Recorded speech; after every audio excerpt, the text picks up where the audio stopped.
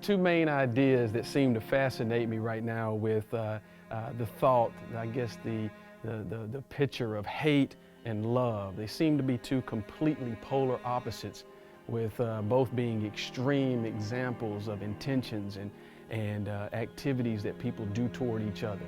I guess hate seems to focus in on ill intention, on how we can inflict harm or pain, destruction, even hurting people and degrading people. I think we got religious hates where people try to kill and offend and hurt based on how they believe. We hate each other based on our race. We hate each other based on our economic status. We do hate a lot of times to inflict and really bring down, but I think just equally as important is the idea of love. Love seems to also express this compassion and the ability to comfort and to secure the people that we focus on. I think both require a person to be real conscious and intentional about the object of their affection, the way they want to do it. I think a parent loves their kid the best way when they show it. It gets beyond the surface and gets real deep into ways that we demonstrate and care and provide, and that we're there. We do it with our best friends when we give them ears to listen when they're having trouble with life and stress. And I think these are the things that we see hate and love being extreme opposites. But I think there is really a thin line between love and hate. I think that's what's very interesting right now, and it seems that they're complete opposites. It seems that they're very extreme in nature, but I think the truth is, when we look a little bit closer, it might even be a fine, very thin line between the both. I think our Bible expresses it best in 1 John 4:20. It says to all of us that the person that says they love God whom they have not seen, but they hate their brother who they do see, they are a liar. Even it would go a little bit further to close the gap between love and hate by saying that if you see your brother in need and you shut your bowels of compassion up, how does the love of God dwell in you?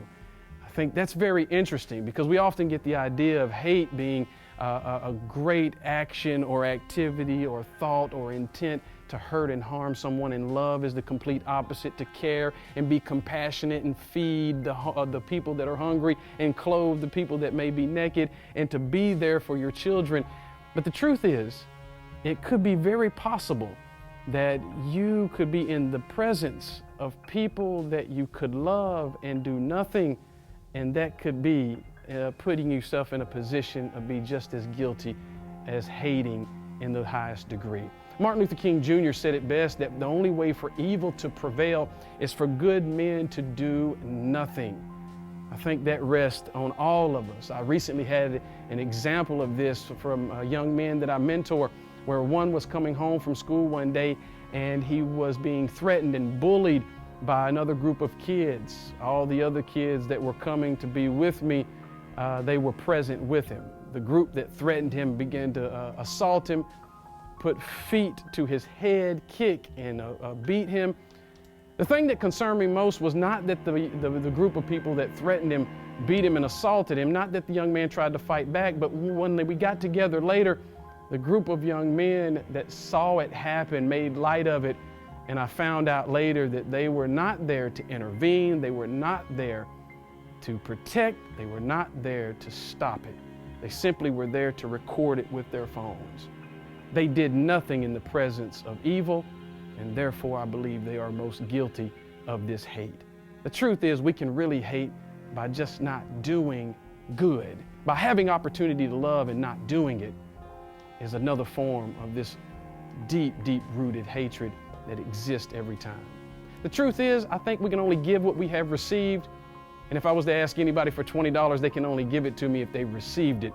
The same thing with us. If we are ever going to love anybody, we must first be able to receive that love. If we're ever going to be able to forgive anybody, we must have been able to receive the forgiveness. And I believe this only comes from Jesus. He is the way, the truth, the life. He is the one that loves and forgives. And if we do not have it, I think we walk a slippery slope, and that thin line between love and hate exists. And we could be seduced by a hatred that is unseen a hatred that rocks us, a hatred that causes us to do nothing.